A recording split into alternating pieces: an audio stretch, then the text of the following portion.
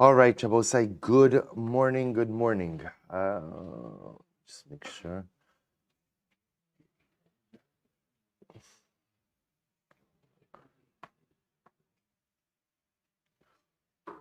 All right, Jabosai, good morning. Let us begin. Let's begin by thanking our sponsors for this morning's share, to thank our Talmud Torah sponsors for the month of Shvat, Mrs. Bracha Strimber, in loving memory of her husband, Avi Strimber, Avraham ben Kallman Eliezer. Our Talmud Torah sponsor, Avi Tobias, in appreciation for all of the Shurim and the Daf. Our Day of Learning sponsors, Yisrael Juskowitz and Shlomit Keen, in honor of their marriage, which is occurring today, B'Sha'a Tova U'Metzlachos. The merit of the Talmud Torah, wish them the zechus and the strength to build a binyan ad mea ve'esim shanim tovos. And our Daf Yomi sponsors today, Ilan and Elise Roth, out of gratitude to Hashem for the many miracles He performs for us every day. It's a beautiful, beautiful sponsorship, and I merit Hashem that Ribbon Shalom should continue to shower His blessings and His miracles upon you until 120. We'll say with that, let us begin. So today's daf is Chav Ches 28. This is really just such a spectacular daf ahead of us today. We are picking up on Chav Zayin base 27b, and we are picking up at the two dots towards the bottom. Sha'alu Talmidav, 2, 4, 6, 8, 10 lines up from the bottom. There's a couple of times these type of sugyas appear throughout Shas, which is all called the Sha'alu Talmidav, where you see these beautiful conversations which occur between students and their Rebbe. So listen to these conversations. Sha'alu Talmidav es Rabbi Zakkai. So the students asked Rabbi Zakkai, right? So remember again, this is Rabbi Yochanan ben Zakkai's father. They asked Rabbi Zakkai, B'ma ha'arachtu yomim? Through what did you merit longevity? Right? What's the secret of your longevity? Amar lahem, miyamai lo ishtanti mayim b'soch tal amah shel tefillah.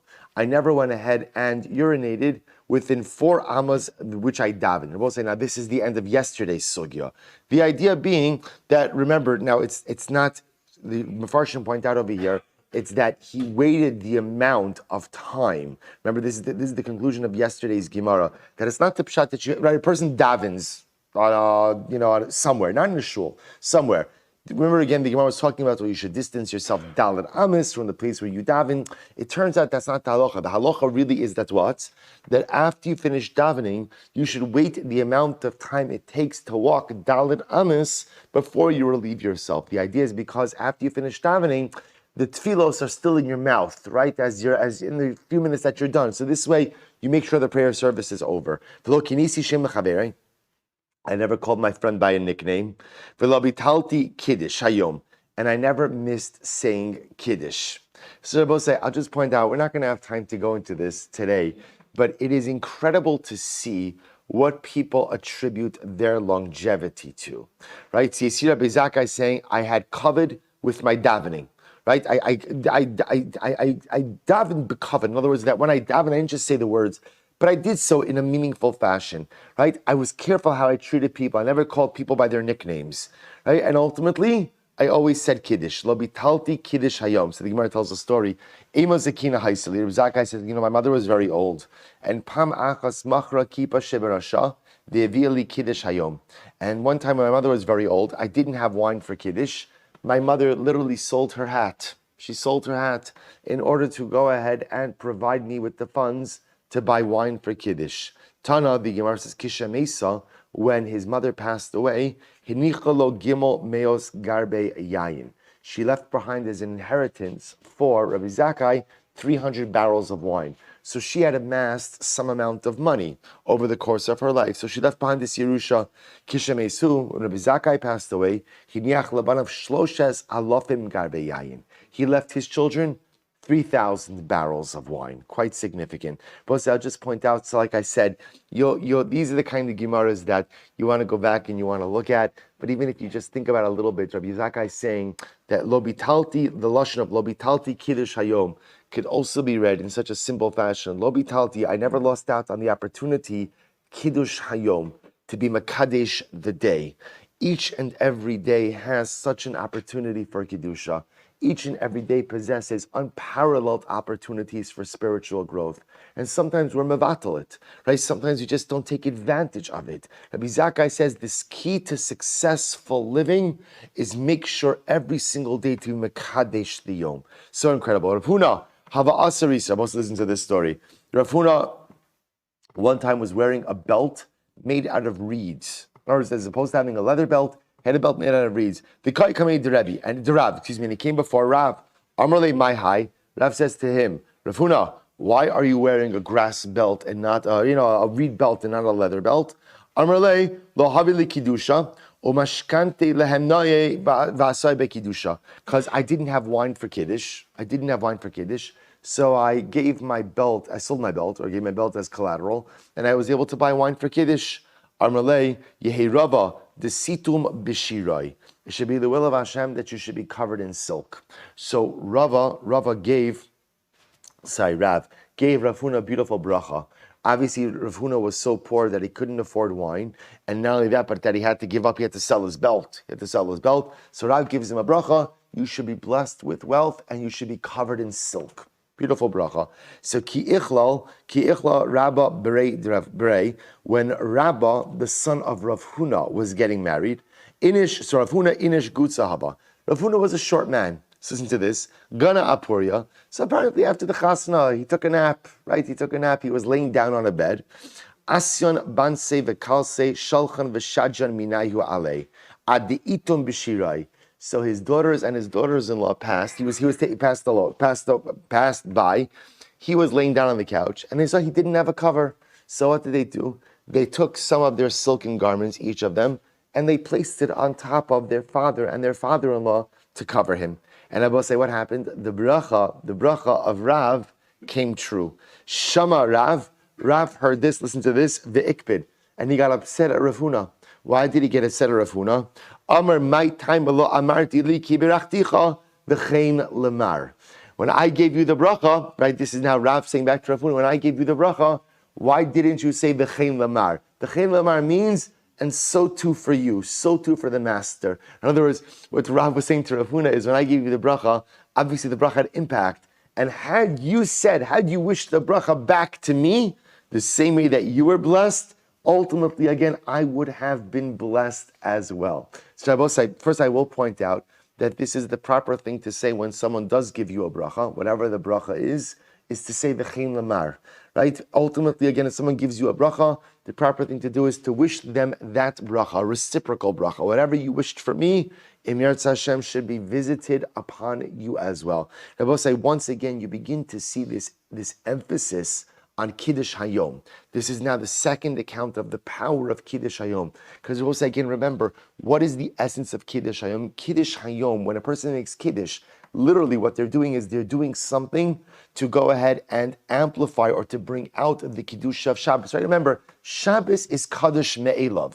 Shabbos is the day where you do something, you don't do something. Shabbos is going to be Shabbos. Shabbos is Kaddish. What's Kiddush Hayom? A person makes a declaration. And by creating a declaration, ultimately what I'm doing is I'm bringing out the Kiddush of Shabbos. I'm amplifying the Kiddush of Shabbos. I'm actualizing the Kiddush of Shabbos. And what you see again in these two different accounts is the essence of successful living is bringing out the Kiddush, not just of Shabbos, but it's bringing out the Kiddush of every single day. Kiddush Hayom should not just happen once a week. Kiddush Hayom should be something that in Yirtzeh Hashem occurs each and every day, being Mekadesh the Yom, sanctifying the day, bringing the holiness out of the day. The Gemara goes weiter. The Gemara says, Shul, tell me this, Rabbi Elazar ben Shamua. Students ask Rabbi Elazar ben Shamua, Rabbi, b'maha arachta yomim. How did you merit longevity? Amr lahem, miyomai lo asisi, kapendar lebeis hakneses. I never took a shortcut through a shul. Right? Because it was like taking a shortcut through a shul means that you're demeaning or diminishing the kiddush of the place. I was about to say, sometimes places where we spend a lot of time in, like a shul, like a beis medrash, sometimes we literally cut corners with the kiddush of the makom. I never made a shortcut. And I never went ahead and literally walked on top of the holy nation. I will say what this means is as follows, that remember, it used to be that sometimes in the beis medrash, the Talmidim would sit on the floor. So if the Rebbe came in late, he would kind of like be stepping on top of them. So ultimately, Rabbi Elazar ben Shamua says, I never stepped on the heads of my Talmidim, which Rabbi say, you know what it means? I was never late for shir. Not on time, by the way. It means early. It means early, because remember, if you're on time, everybody's on time all the time, right? So if you're on time, you're still stepping on their heads. What he's saying is, at the end of the day, I was early, which Rabbi is one of the obligations that a Rebbe has to model for his Talmidim. Ultimately, again, is the Talmidim just have to show up on time, right? The Talmidim don't have to be, they just have to be there. But by the Rebbe showing the Talmidim, ultimately, that he's there early, is ultimately the Rebbe showing, number one, the chashivos that the shir has, and number two, the respect that he has for them, that he doesn't want to keep them waiting as well. Incredible. And I never duchened without a bracha. Now, this one is interesting because this doesn't seem to be such a great thing. In other words, of course, no Kohen is permitted to duchen without first saying the bracha. Rabbi said this goes back to what we learned previously, which is what's the entire idea? What's the yesod of a bracha? What's the yesod of a bracha? Spiritual preparation. Right, the whole idea why we make brachos, right? We just saw this a few days last week, right? Called a mitzvos mevarchin alein over lasiyason. Why do we make brachos before we perform mitzvos? Because the bracha is the way I prepare for the mitzvah. That's the point of a bracha. It prepares me for the ma'aseh mitzvah. When he says I never duchened without making a bracha, what he's saying is I recognize that as a Kohen, my job is to be the conduit of blessing from HaKadosh Baruch Hu to Am Yisrael. I never did that without proper preparation. I never served as that conduit without properly preparing myself. The Gemara goes weiter. Shalom to Mizrahi Preda. The last line. The Talmid Mizrahi Preda. Maharachtaim Rebbe. How did you enjoy such longevity? Amar lahem miyamai lo kad. So I just want to point out, by the way, one other thing. Harachta yamim could mean longevity, like physical longevity. How did you live such a long life? But sometimes arichos yamim is not meant, we have two different phrases. There's arichos yomim and arichos shanim. Now, often we translate them synonymously, longevity, but literally one means length of days, length of years. The Baal Shem Tov HaKadosh brings out a beautiful idea. He says, when you see the lashon of arichos shanim, that usually refers to longevity, number of years, long years. Arichos yomim usually refers to, doesn't have to refer to biological longevity, but refers to maximizing the days that you have. So I just want to point out, I think the Pashup Pshat over here is all of these particular Rabbanim lived long lives. That's what it sounds like from the Gemara. I just want to point out that the lashon of, they don't use B'maha Rachta Shanim. You're right, how did you merit long years? They're using the lashon of B'maha Rachta Yomim. How did you maximize your days? Because Rabbi say, isn't that the goal in life? You don't know, none of us know how many years, but I know that I have today. So sometimes the goal in life is not arichos shanim, because I can't control that. The goal in life is arichos yamim. How do you maximize your days? That's the conversation that's happening over here. So Shalom to me, sorry, Repreda. P'maharachta yamim. And I will say, by the way, when you look at it that way, that it's not a shaila of arichos shanim, right? They're not asking the Rebbe, how do you manage to live a long life? What they're asking is, how do you manage arichos yamim, to maximize your days? The answers make a lot more sense, because the things that they're discussing, right? The answers they're giving are not like I was willing to sacrifice my one and only son, HaKadosh Baruch Hu appeared to me. You don't have answers like that. You have very common, everyday things that people can do to infuse meaning into their lives. So miyamai, lo kadmani adon beis hamedrash. Well, this is great. No one ever got to shul before me, right? I was the first guy in shul every single day. Top of Chavches, v'lo birachta lifnei kohen, and I never went ahead and led benching when there was a kohen who was present. V'lo achalti mibehema shlo hurma mas nosel, and I never ate from an animal if the Kohen did not get his portions first. Rabbi Yochanan, so Rabbi Yochanan, you're not allowed to eat from an animal if the Kohen has not received his portion. Whoever went ahead and eat from an animal that didn't have its Kohanic portions distributed, it's as if you're eating tevel, untithed produce. Ultimately, again, but the halacha doesn't follow him. So we'll say, okay, so it's not meant in a literal halachic fashion, but here Rabbi Pereda is saying, how did I merit arichos yamim? I was always the first person in shul. I never led benching when there was a kohen who was present, and I never ate from an animal if the kohen did not get his portions. So the Gemara says, by the way, is that a good thing that Rabbi Pareda never led benching if there was a kohen who was present? Rabbi said, listen to this. Kol Talmid Chacham shemavarich lefanav afilu kohen gadol ba'am haaretz, also Talmid Chacham chayev misa. Wow. Rabbi say, if you are a Talmid Chacham and you let a kohen lead benching, right, especially if it's a kohen am haaretz, that Talmid Chacham is chayev misa. Now, obviously not literal, but nevertheless a strong statement. Shnei amar kol misanai ahavu mabes. Literally, the positive, all who hate me love death.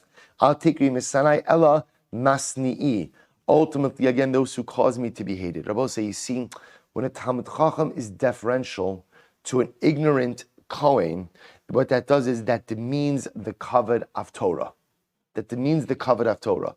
And therefore, again, what the Gemara is suggesting is, if all there is an ignorant kohen, the am haaretz should not be deferential to him. The Talmid Chacham should not be deferential to him. So the Gemara says, Rabbi Pareda, did you really do the right thing by letting a kohen bench when you were there? After all, you're Rabbi Pareda, you're one of the Gedolei Hadar. To which the Gemara says, Kika amar ihu b'shavin. No, what he meant was, when there was a kohen who was there, who was also a Talmid Chacham, I would always yield my right to bench to that particular kohen. So it happens to be that contemporarily, so we yield, right? Even Talmidei Chachamim yield to Kohanim. Often Kohanim will yield back to Talmidei Chachamim. But again, that was Rabbi Pareda. Both say weiter. Shalu as Talmidei Rabbi Nechunya ben Akana. So the Talmidei Rabbi Nechunya ben Akana, Rabbi, b'meha arachta yamim. How did you merit longevity of days? So first of all, I never gained honor through the degradation of my friend. It was so profound. I never allowed myself to be built up based on the demeaning of another human being. And literally, again, I never allowed the curse of my friend to come onto my bed. We'll see what that means. And Vatron b'mamoni hayisi. I was very giving with my money. But say, watch this. What does it mean? I never gained honor through the degradation of my friend. Kiha, the Rav Huna, Dari Mara Akasya. The Gemara gives an example of this. Rav Huna was once carrying a shovel on his shoulder. Also, Rav Chana bar Chaniloi, the Kadari Minei. Rav Chana bar Chaniloi came and wanted to take the shovel from Rav Huna. So Amrlei, Ira Gilas b'Maseich Dari. V'ilo is yakure ana bezilusa didach lo nechalis. Rav Huna said, here's the deal. If you normally carry a shovel in your place, right? If you carry a shovel where you live, in your hometown, if you would carry a shovel on your shoulder, you could carry my shovel. But if you don't normally carry a shovel, then halacha l'mais, I'm not going to allow you to carry my shovel. The idea being was, Rav Huna was not going to allow someone to give him kavod at the expense of their own honor. And furthermore, again, I never allowed the curse of my friend to come onto my bed. What does that mean? So listen to this. Mar Zutra, when he would go to bed, Amar Shari L'chol Man Ditzaran. I forgive anyone who has caused me tsar. In other words, I will say what it means is, what was happening over here is Rabbi Nechunya ben Akana was saying, before I go to sleep, I forgive anyone who has caused me harm. I do not go to sleep harboring animosity towards another Jew. And I will say, by the way, this is actually in Kriya Shema Lamita, right? Harini mochal l'chol mi shehichis v'hiknit osi. I hereby forgive. I will say, literally built into Kriya Shema Lamita. Every night we say this. I hereby forgive anyone who has wronged me or who has angered me over the course of the day. I will say, what a profound idea. You want to sleep soundly at night? Let go of your grudges. You want to sleep soundly at night? Let go of the anger, hatred, and animosity. Never close your eyes. Never put your head on the pillow, ultimately being angry. So I will say, I will tell you, first of all, even aside from anything else, this is a good din in shalom bayis, that a husband and wife should never ever go to sleep angry at each other. That's number one. That's aleph. And it's certainly, again, once I accomplish that step, to just forgive everyone, whether they deserve it. Mostly, as we get older, we recognize that forgiveness should often be granted even if it's not deserved, right? For one simple reason. It's not worth it to schlep around the baggage. It's just when you harbor animosity or you harbor anger or resentment at someone, it weighs you. Often the other person doesn't even care, right? You know this other way? There are people who are like, I'm so angry at them. They could care less, right? They're living their lives and I'm weighed down by this baggage, right? Rabbi Twersky, Zecher Tzadik Livracha, has a great line. He says that bearing a grudge is like allowing someone to live in your head rent-free. In other words, so like they're occupying all of this emotional real estate. I'm not even making any money off it. At least if I could charge rent, I get something from it, fine. I get nothing from it. It just weighs me down. And therefore, Nechunya ben Akana says, right, let go. Before you go to sleep, just let go of it all. The Gemara goes weiter. So, what does it mean again? It says when he was generous with his money. Tamar Mar, Eov vatran b'mamone hava. Eov was very generous with his money. He would always give the chenveni, the shopkeeper, a tip. Be generous. Let's be a generous person. And by the way, I just want to point out over here, if you notice, what's the generosity in this case? A pruta. Don't say it's a pruta. Pruta is nothing, right? Nothing, a little bit. But what it just says, I'm makir you, right? I recognize you, right? I go ahead and I recognize that you're providing me a service or you're doing something nice for me. So I'm going to give you a little something extra. Doesn't say it was a big tipper, right? But again, a pruta, so beautiful. Rabbi Akiva asked Rabbi Nechunya Gadol, listen to this story. He said, how did you merit longevity? So listen to this. So the Gemara says, Asu Gavzi v'kamachule. The servants of Rabbi Nechunya began beating up Rabbi Akiva. Now they had no idea who Rabbi Akiva was, right? Rabbi Akiva, Salak Yosef Areisha Dedikla. Rabbi Akiva had to climb a tree. He had to climb a palm tree in order to escape them. So ultimately, again, why did they start beating him up? So we're going to see that sometimes this question was misconstrued. And when you go over to someone and you say, how did you merit to get so old? It could be understood as, you don't deserve to be so old, right? In other words, what could you have possibly have done to merit a long life? So it sounds like you feel the person doesn't deserve their longevity. So that was clearly how the question was taken by the servants of Rabbi Nechunya, and they literally begin to beat up Rabbi Akiva. So what happens? Rabbi Akiva is sitting in the tree. Amrulay, Rabbi, im ne'emar keves, lama ne'emar echad. So Rabbi Akiva wanted to show that he was a Talmud Chacham. So he asks Shaila to Rabbi Nechunya, and he says, Rabbi, by the carbon tamid, if it says keves, which is singular, why does it also have to say echad, one? It's redundant. So the Gemara says, Amrlahu, he says, so Rabbi Nechunya says to his servants, Torah merabananu, this guy is a Talmud Chacham, shafku, leave him alone, stop beating him up. Amrle, to which Rabbi Nechunya said, echad miyuchad shebe'edro. The answer to your question, by the way, is keves means one, but echad means for the carbon tamid, you should bring the best keves, right? The best sheep from the flock. Amrle, Rabbi Nechunya said, now I'll answer your question. Miyamai lo kibalti matanos. Rabbi Nechunya said, you want to know how I merited longevity? I never accepted gifts. Velo amarati al midosai. Abba said this is so profound. Lo amarati al midosai. Rashi says, l'shalem gemura l'mishet siarani. Literally, I never visited negative treatment upon someone who mistreated me. Rabbi said, lashon of lo amarati al midosai means literally I was mevater. I yielded.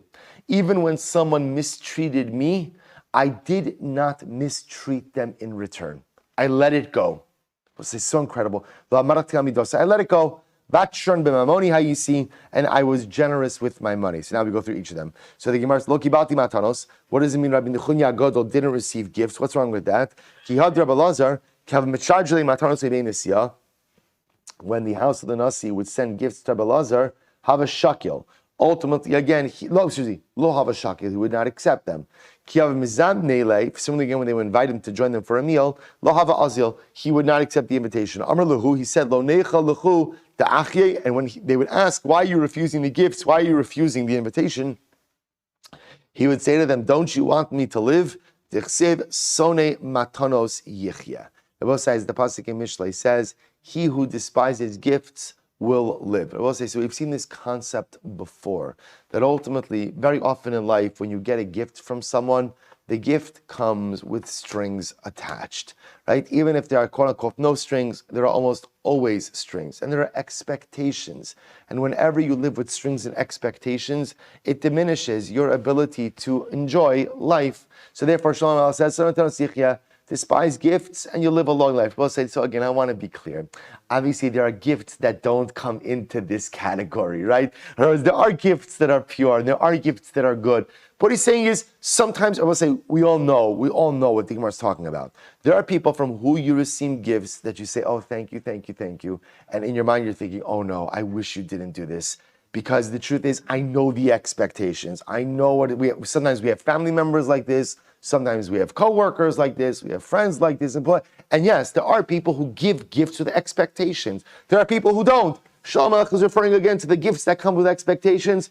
Don't accept them. Don't accept them. Somehow, if you could demur, if you could decline, it's so much better. So the Gemara says, Rabbi Zera, so when Rabbi Zera, when he'd be offered gifts from the house of the Nasi, he would not accept. But when they would invite him for a meal, he would accept. Why? Amar is yakuri de misyaker bi. Because when they invite me over for the meal, it's not me who's benefiting, it's them who's benefiting. Because having me at their table is a kavod to them. So he did not look at that as the receiving of a gift. Rabbi was saying that. Rabbi was saying this is so profound. Literally, again, means I was never an exacting person. I was never an exacting person. So I will say an exacting person says, if you mistreat me, I'm going to mistreat you. You speak badly to me, I'm going to speak badly to you. That's what it means when a person is omed al midosav. I give what I get. Whatever I give is exactly what I give, what I give back. So the Gemara says the goal is not to be a person like that. That's called being ma'avir al midosav. Being ma'avir al midosav means, no, just because you do something negative to me, I'm not going to give it back to you. Da'amar Rava, kala ma'avir al midosav, we'll say, listen to this. Kala ma'avir al midosav, we'll say, this is the kind of Gemara that you want to underline and laminate and put in your pocket and carry with you every minute of the day because you need it. Kala ma'avir al midosav. I will say, if somebody is ma'avir al midosav, which means that I don't give what I get, that even if I am mistreated, I do not mistreat in turn. I let it go. I let it go. If you let things go, ma'avirin mimenu kol pishav. The Ribono Shel Olam erases your debt. He takes away all of your averos. So I'll say, wow, sign me up, right? Sign me up for this. Because everyone say, what is it? It's midah keneged midah. It's reciprocal. If I'm the kind of person, when I am mistreated, I let it go. They will say, we don't have time for any of this, but I just have to say this to you. This is very different than, let's say, the Christian concept of turn the other cheek. Right? I will say, turn the other cheek is something dramatically different. Turn the other cheek is like, you slap me, turn the other cheek and slap me again, right? And I love you. Remember, again, we don't have a turn the other cheek type of situation. In other words, if you mistreat me, I'm staying away from you. I'm not turning any other cheek to you, right? I'm going to distance myself from you. You might be the kind of person that I can't have a relationship with. That's why, again, even v'haftorecha kamocha, right? Rabbi Akiva, it translates in a different way. Hillel translates in a different way. Okay. In any event, the point of Rabbi say is that what? But yet, there's a concept that just because I'm mistreated by someone, I'm not going to give it back. I'm not getting down in the mud with you. That's how you're behaving. That's what you're doing. Fine. I hope you have a refuah shalema. Because when people act negatively towards other people, there's something broken inside of them. I'm sorry that you're broken. I hope you're going to get better. I hope you're going to get the help that you need to be a whole and happy person. But I'm not giving it back to you. I'm not giving it back to you. I'm letting it go. I have a right to give it back to you, but I'm not doing that. I have every right to give it back to you based on the way you've treated me. But I'm not going down that hole with you. I'm not getting into the mud with you. And when a person exhibits that personalistic strength, HaKadosh Baruch Hu says, wow, if you could do that to someone who wronged you, every single time I do an Aveira, I wrong the Ribono Shel Olam. HaKadosh Baruch Hu says, well, if you could let it go when people wrong you, I could let it go when you wrong me. I will say, what an incredible Gemara. So if I summon the strength to be ma'avir amidosav, to let it go. Remember again, what's an answer in Lashonos? Somebody who's omeid amidosav, right? Omeid amidosav means I treat everyone reciprocally. If you hurt me, I'm going to give it right back to you. You demean me, I'm going to give it right back to you. Ma'avir amidosav means I let it go. I let it go. I let it go. Doesn't mean I'm going to be friends with you. Doesn't mean I'm going to like you. Doesn't mean I'm going to have what to do with you. But I'm going to let it go. Kadosh Baruch Hu says, you summon up that courage to do that with others, I'll do that with you. Incredible. Shneimar no se'avon ba'over ha'pesha. Lemi no se'avon. To who does HaKadosh Baruch Hu go ahead and erase sin? Lemisha over ha'pesha. To he who is able to overlook iniquity. I will say, what an incredible and overwhelming Gemara. I will say, by the way, and once again, if you understand these Gemaras as Bama ha'arachta yomim, it's not a pshat in how do you merit the long life, it's how do you merit long days, right? How do you maximize your life? I will say, we've all had moments where we've gotten down in the mud with other people, and then we've all had moments where you let it go. And I will say, you always feel better after you get down in the mud, right? You think you're going to feel good because you're giving it back, and then how do you feel? Muddy, right? Muddy. Then you say, I actually can't believe I did that. I can't believe I sunk to that person's level and behaved. I thought I was going to feel good, right? I thought I was going to give it back. And look at me. And meanwhile, I've now created an equality between them and me. And on the other hand, when you find the koach, and again, it's so difficult to do this, to be ma'avir amidosav, to let it go, you feel like $1 million. You feel like, wow, I think I just reached like the pinnacle of human actualization by going ahead and letting this go. And that's ha'arichos yamim. Your days are better when you're ma'avir amidosav. Shalosh Rabbi Yoshua ben Karcha, b'ma ha'arachta yamim. Rabbi Yoshua ben Karcha said, how did you merit longevity of days? Amarle katzta b'chaye. So we'll both say once again, the question was misunderstood, right? So Rebbe's asking Rabbi Yoshua ben Karcha, and Rabbi Yoshua ben Karcha kind of takes it as Rebbe begrudging him a long life. Amarlo, no, Rebbe, Torah, no, Rebbe, I need to learn. The same way I learned from the shir, I need to learn from your life. How does one merit to have a meaningful life? How does one merit longevity? Amarle miyamai. Lo nistakalti b'demus adam rasha. This is fascinating. I never looked at an evil person. Never looked at an evil person. The Amar Rabbi Yochanan asli adam nistakel b'tzelem demus adam rasha. You should not look at the face of an evil person. Shnei amar lulei pinei Yoshavat melech Yehuda ani nose im abit elecha v'im ereka. So we'll say that's the Navi Elisha talking to the king Yehoram, saying to Yehoram, who was a rasha, I wouldn't even be looking at your face were it not for Yoshavat. Rabbi Lazar Amar ein of chaos. If you look at an evil person, your eyesight diminishes. Shnei amar vahi kizaking Yitzchak vatecha einav miros mishum deistakel be'esav harasha. Why did Yitzchak Avinu lose his sight? Why was his sight diminished in his old age? Because unfortunately he had a son who was a rasha, and he looked at Esav, and because of that his eyesight was diminished. So we'll say, by the way, what does this have to do? What does it mean? You look at a rasha, your eyesight is diminished. We'll say it's something so profound. What it tells you is, any encounter with evil has an impact on us. You see, we often think that we could live unimpacted or uninfluenced by our surroundings, right? That I could be who I am, and it doesn't matter, what I watch or what I look at or who I keep company with or what I engage in. I'm unaffected by these things. And I will say, we know it's not true. We know it's true. I will say, isn't it sometimes the hardest thing in the world? You could be minding your own business. You pass by a billboard that's inappropriate, and it changes you. And I'm not even looking for trouble. I'm not doing anything. And everything you see and everything you experience and everything that happens around me, it all impacts me. To the point the Gemara says, you look at a rasha, I'm not even talking with him. I'm not interacting with him. But even looking at someone and we'll say, by the way, to be a rasha is not about your buddy who speaks Lashon Hara. Right? A rasha is a rasha. Right? To look at a rasha, it impacts me.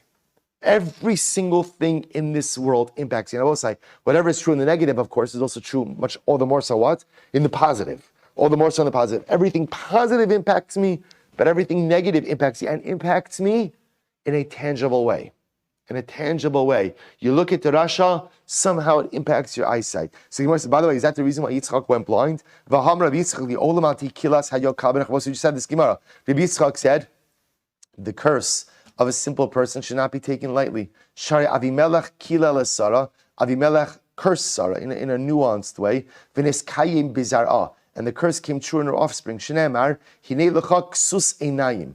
So remember again, when Avimelech returned Sarah to Abraham, so he gives her a veil. Hinei lecha ksus einayim. Al tikri ksus ela kesias einayim. So we spoke about this before. Avimelech's gift to Sarah was a musar. What was the musar? Here's a veil. Here's a veil, right? Why is he giving her a veil? Because you guys pulled the wool over my eyes. You pulled the veil over my eyes, right? Remember, I just asked, who is she? And Avram, you said she's my sister. And therefore I took her. But at the end of the day, I wasn't actively trying to chasrom do something illicit. You pulled the wool. So Avimelech cursed them. And therefore, as a result, the Gemara says, so the Gemara says, so therefore the Gemara understands that Yitzchak's blindness or diminished eyesight was actually a result of the curse of Avimelech, not at his looking at Esav. To which the Gemara says, Havaha Garmale. They both caused his blindness. Okay. Rava Amar Mehacha, Rava says from here, Seis Pnei Rasha Lo Tov. Good. B'shas Petiraso. Shabbos, now listen to this. Now remember, all of this is a conversation between Rebbe and Rabbi Yeshua ben Karcha. Right? So Rebbe is asking Rabbi Yeshua ben Karcha, Rebbe, how did you merit a long life? Right? And Rabbi Yeshua ben Karcha answers again with all of these ideas. B'shas Petiraso, as Rebbe was taking leave of Rabbi Yeshua ben Karcha, Amarle Rebbe Barcheni. Listen to this, Rabbosai. So Rebbe says to Rabbi Yeshua ben Karcha, Rebbe, give me a bracha. Rabbosai, get ready for this. Amarle, Yiratzon shetagia lechatzi yamai. You should be zocha to live at least half as long as I do. So Rebbe was surprised by this bracha. Right? That's all. Ulakul hu lo. So Rebbe says back to Rabbi Yeshua ben Karcha, why wouldn't you give me the blessing to live as long as you? Why would you only give me a blessing to live at least half as long as you? Who else? I get ready for this answer. Amar lo, haboy macharecha, behema yiro. Those who come after you, what should they do? Should they shepherd animals? So we'll say what he was saying to Rebbe was, if I give you the bracha of longevity like mine, then your children will not have the opportunity to rise to their greatness as well. In other words, that he saw, I guess Rabbi Shlomo ben Karcha saw that Rebbe's sons were also destined for greatness.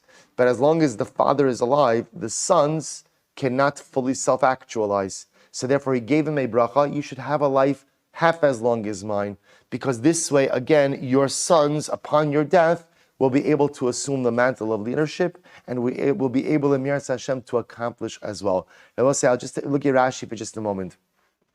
Rashi says over here,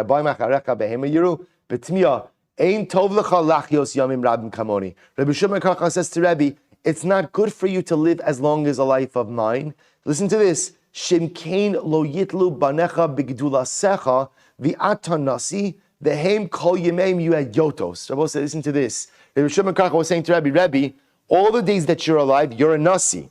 If you're the nasi, that means what? Your kids are not. But if you die, you vacate their position, and what? You leave open the opportunity for them to grow. So I will say, isn't this absolutely incredible? So I will say, there's so many lessons in this that sometimes, again, what life demands of us is to exit the stage to make room for someone else. See, I will say, it's not all about us. It's about getting the job done. And sometimes there's a time for me to get the job done, and there's a time ultimately, again, to exit, and allow someone else to get the job done. Also, you see this often in leadership positions as well, right? That you could have someone who's a very successful leader and maybe has occupied a position for a significant amount of time. And then there comes that moment where the leader has to say to himself, you know what? I love this. I think I'm good at it, right? But at the end of the day, it's time to make room for someone else. This is why businesses have to have succession plans, right? Organizations have to have succession plans, because sometimes part of what you need to do is be the leader, and sometimes what you need to do is make room for the next leader. It's a very humbling experience, right? Especially if you're used to being the leader. But sometimes being the leader sometimes demands making room for the next person, because maybe they're younger, maybe they have a different idea, maybe they have more koach. So this is incredible. So Rabbi Shimon ben Karcha is saying to Rebbe, no, you're not going to live as long as I lived, because if that's the case, your sons will always live in your shadow. And sometimes life is about doing and leading, and sometimes life is about exiting the stage and making room for someone else. Just incredible. Avua bar Ihi, Uminyamin bar Ihi, Chad Amar.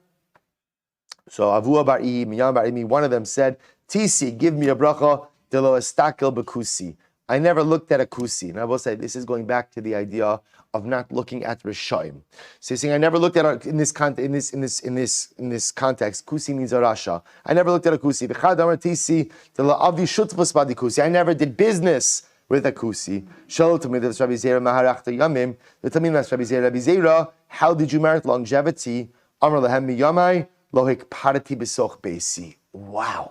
Wow. Rabbi Zera, how did you merit longevity? I never got angry in my house. I never got angry in my house. I'm trying to avoid eye contact with this one, right? Not for any of you, for me, right? I never got angry in my house. I was like, can you imagine that? Never got angry in my house. You see, to not get angry in public, that you could hear, right? Because also, the truth is, all of us put on a face in public, right? That everyone does that. No one is the same person in public that they are in private, right? I never lost it in public. Okay, brother, that's an accomplishment as well. I never lost it at home. I never got angry in my house.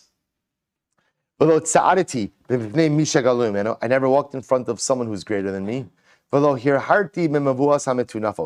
I never thought about Torah in unclean alleyways. And I never walked daled amis without Torah, without tefillin. I never fell asleep in the Beis Medrash. I will say that's almost as incredible as not getting angry, right? I never slept, not once in the Shul or in the Beis Medrash. I never rejoiced about the downfall of my friend, right? The failures of my friend. Or I never called my friend by a nickname or by his last name. I never referred to both sides. So if you look at this, by the way, it's such a cholent of things, right? Such a mixture, right? So on one hand, you have spiritual dynamic activity. I never thought about Torah in unclean places, which is incredible. Which Rabbi says shows that Torah is not an intellectual pursuit. If Torah is an intellectual pursuit, you think about it whenever and wherever you want. The ability to say, I can't think about Torah, it tells me Torah is a davar shebekdusha. But at the same time, to never go more than daled amis without Torah and without tefillin. To never fall asleep in the Beis Medrash means that every moment I'm in the Beis Medrash, I recognize the beautiful opportunities that are in front of me. I will say, can you imagine if somebody allowed you to go into a vault of a bank and said, you have 45 minutes in the vault, and whatever you could go ahead and accrue is yours. I will say, never would say, oh, you know what, I got to sleep so late last night. Let me just lay down in the corner of the vault for 5 minutes, rest my eyes. I'm so tired. No one would ever say it. No matter how late you were up the night before, you would summon up every last little bit of energy to acquire as much as you could. I will say, if we only looked at our time in the Beis Medrash like being in a vault, because that's what it is. Every single moment we're here, every single moment we're in front of our Gemara, every single moment we're in front of my Siddur, every single moment I'm in the vault. I'm literally in the vault. The Kosh Baruch says, just grab whatever you can. You can't stay in the vault forever, right? You have to leave the vault at some point in time. But whatever you could grab when you're in the vault, that's yours. That's yours. So therefore, again, Rabbi Zera said, I never slept. I never slept in the shul. I never slept in the base. Because who could sleep? Who could sleep when you're in the vault and you have the opportunity to acquire all of this treasure? But I will say, but if you look at it, there's so many other pieces to this also. I never called my friend by his nickname. I never called him by his last name, which means I both say, now you say to yourself, all of us know people, we know that there are two different types of nicknames, right? There are disparaging nicknames, and then there are just like parif nicknames, right? Calling someone by their last name. What Rabbi Zera is saying, this is so profound. I never took any level of liberties with the kavod of another. I just didn't. Whether they minded or they didn't mind, I just never did it. I never did anything that had the remotest possibility of somehow demeaning or hurting or disparaging another human being. It's so profound. But I will say, but I think the first one is still the most amazing one. I never got angry in my house. I never got angry in my house. I will say, now, it could be that maybe he went to the basement, locked the door, and just yelled, right? Or hit the wall. I don't know. Everybody, needs or at least. I will say, but isn't that incredible? I never got angry in front of my children. I never got angry at my spouse, at least publicly, right? I never, in the house, I controlled my anger in my home. I will say, I think like out of all the things we read, if that's what, these are all incredible takeaways. I will say, but how amazing would it be to work on that particular midah, just to not get angry, at least again, at least not publicly. To myself, I could fume over things, but Lamaisa, to try to control my temper in my home would probably be such a source of bracha for all of us. And I will say, this concludes the sugya. Again, I would urge you, I would plead and beg with you to review these Gemaras, because I will say this Megillah, Daf Chav Chesam Abeis, Chav Zayin Abeis, apparently the secret to successful living. If we want Arichos Yamim, right? Arichos Yamim, longevity of years, none of us know how much Chesed Baruch Hu has in store for us.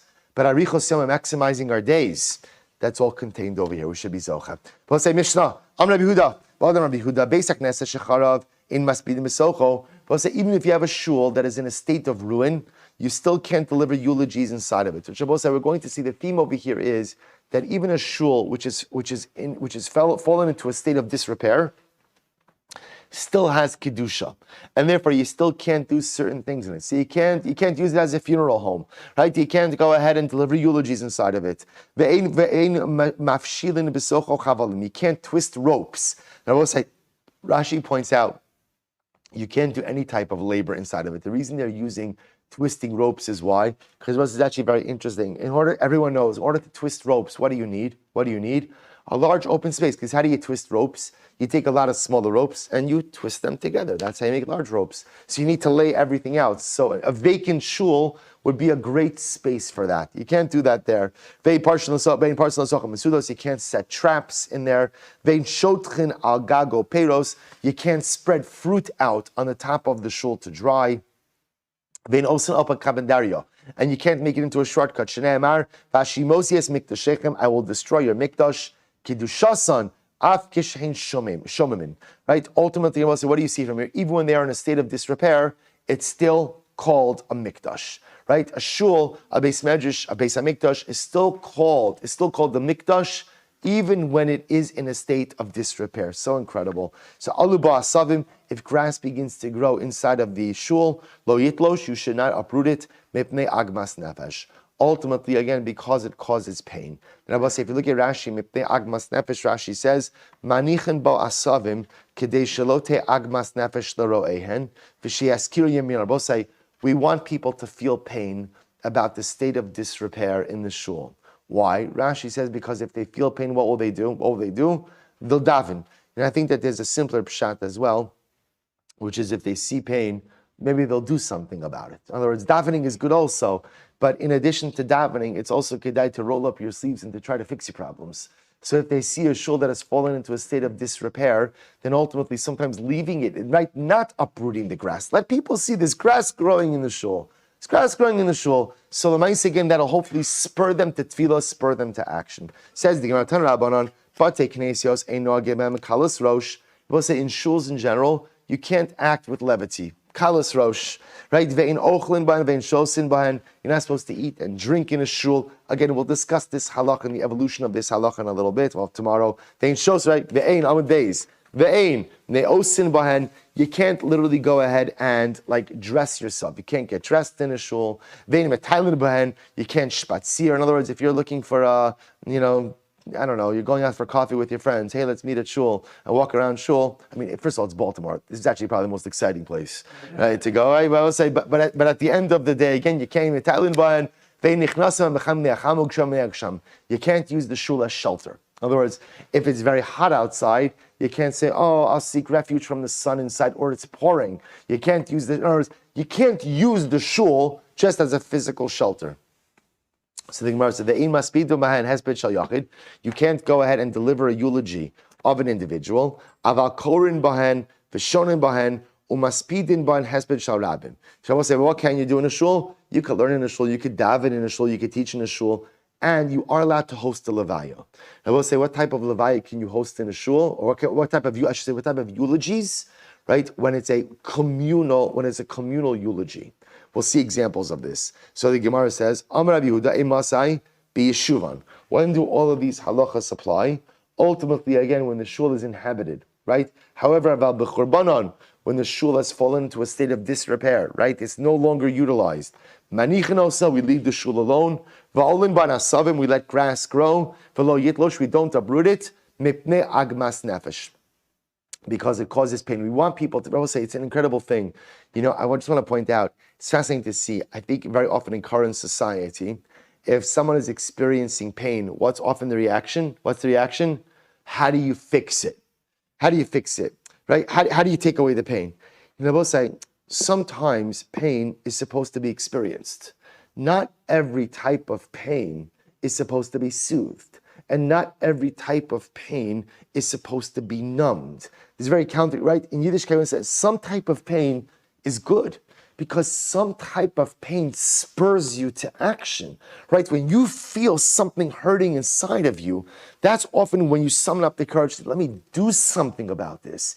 If I numb every single thing, then sometimes the catalyst to dynamic activity is taken away as well. So the Gemara says, don't uproot the grass. Leave the grass there. We want people to feel the pain, because maybe if they feel the pain, they'll do something about it. So the Gemara says, why are you bringing up grass? Who's talking about grass? Rabbi said, there's a piece missing here, so I have to read it. Normally, again, when the shul is being used, you have to go ahead and sweep the floor and sprinkle water on the floor to keep the dust down in order that grass doesn't grow. When is that true? Yeshuvan, only when the shul is being used. But when the shul is not being used, manichin osan lalos. Ultimately, we allow the grass to grow. And when the grass grows in a shul that's in a state of disrepair, lo yitlosh, don't uproot the grass, mipnei agmas nefesh, because it causes pain. Rabbi Asi, Bavel says incredible. Rabbi Asi says the shuls in Bavel were made with a t'nai. All the shuls in Bavel are made with a t'nai. We'll say, what type of t'nai? What's the condition? Rashi says that you should be able to use them in any way you want to use them. So the Gemara says, V'afa pikein ein noagin ben kalus rosh. But nevertheless, you can't act with frivolity inside of the shul. So we'll say it's incredible. So apparently there's this concept that you could make a shul al t'nai, that the shul could be used for whatever you want, but still you can't engage in frivolity inside of the shul. Umaynuhu, what's an example of frivolity? Cheshbonos.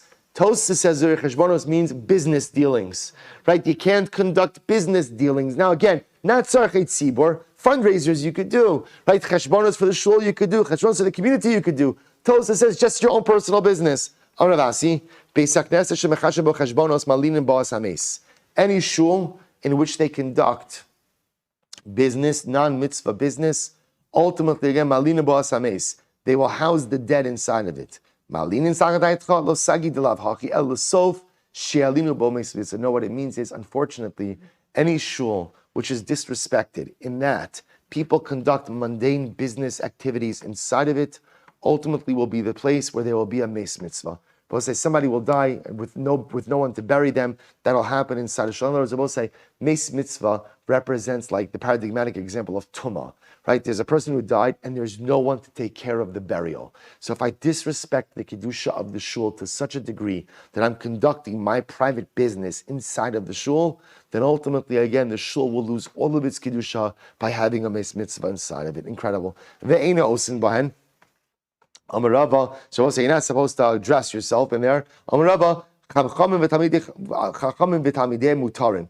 Rabbi Shimon Levi, my be'rabanan be'sed rabbanan. So we'll say it's an interesting idea that apparently talmidei chachamim who spend their days in the shul and the beis medrash are permitted to use the shul and the beis medrash for some of the activities of daily living. So if I'm a Talmid Chacham, a person's a Talmid Chacham, and they need to adorn themselves, fix themselves up, right? Fix themselves up. They're allowed to do so in the beis medrash because the beis medrash or the shul takes on a quasi status of being their home. You can't enter into the shul because of the heat or because of the rain. Listen to this. Ravina and Rav Adi were asking the shaila of Rava. It started to pour. They went into the shul. And they said the reason we went into the shul is not because it's raining. But rather we're going into the shul. Why? Because again, a day, right? Learning requires clarity of mind, just like a sunny day with a north wind. In other words, what they were saying is, We're not going into the shul because it was raining. We're going into the shul because in order to learn, excuse me, a person needs clarity. And when you're sitting inside, or sitting in the pouring rain, you don't have the clarity you need to learn. So listen to this. Here's what we've established. What we've established is you can't just go into a shul for no reason, right? You can't make it into a shortcut, and you can't treat the shul like a house. So we'll say, watch the following situation. What happens? Ruvain's in shul, and I need to get Ruvain out of shul. But you can't just walk into shul and get someone out. So how do you get someone out of shul if you need them? Amrle, if you're a Talmid Chacham, walk into shul and say a halacha, learn Torah in the shul. That way you're not just using the shul as like a way to get in and get out. V'itana hulei masnisin. If you know Mishnayis, say Mishnayis. V'ikaro lema psuka. And if you know Chumash, say a pasuk. V'ilo lema le'inukai psukeich. And if you don't know Gemara, Mishnah, or Psukim, stop a child and ask him to say what he's learning. In other words, the idea over here is if you're entering into a shul, learn something there. Learn something there. That way, again, your entry is purposeful. Inami, nishi porta venekum, or just sit down in the shul for a few moments. We'll say, and again, this is the halacha l'maisa. You're not allowed just to enter into a shul for utilitarian purpose and just walk in and walk out.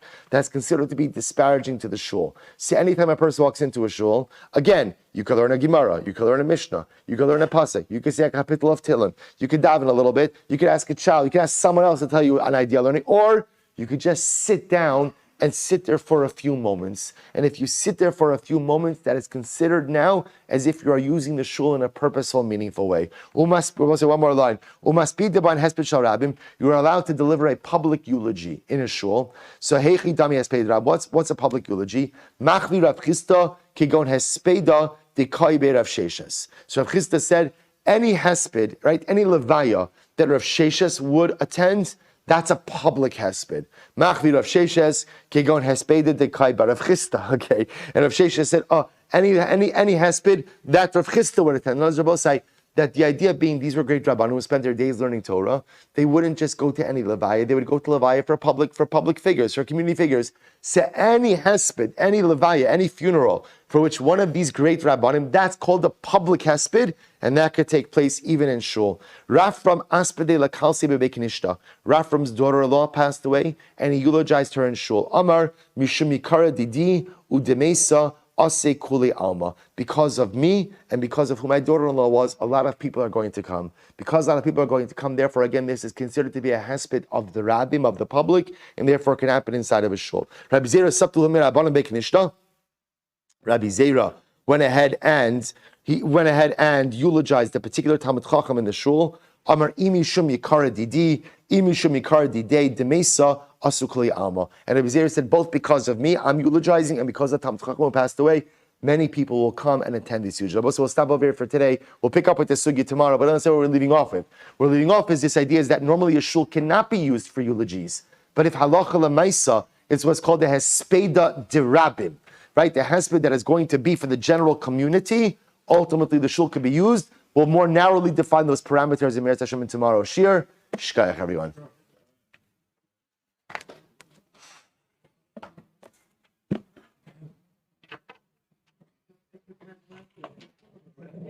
Good morning. Things to take away from this. A couple of things that I